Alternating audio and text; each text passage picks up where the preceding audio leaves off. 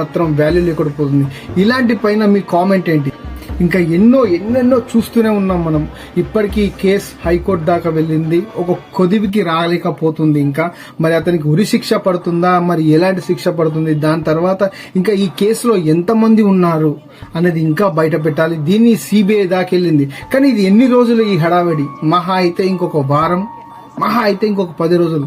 దాని తర్వాత ఎవరి జాబులు వాళ్ళే ఒక సోషల్ మీడియాలో ఒక వీడియోస్ వైరల్ కావడం కోసం, దేశం మొత్తం దీనికోసం మాట్లాడడం కోసం ఈ స్పందన కేవలం ఒక 5 రోజులు, ఒక వారం రోజుల తర్వాత ఇది మర్చిపోవడం జరుగుతుంది. ఇలాంటి ఎన్నో కేసులు, నిర్భయ కేసు చూసాం.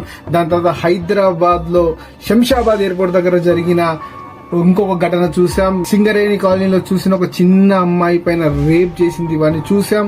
ఇంకా ఎన్నో దారుణాలు జరుగుతూనే ఉన్నాయి మన ఇండియాలో. దీన్ని బట్టి మనం ఇంకా తెలుసుకోవాల్సింది చాలా ఉంది. స్త్రీకి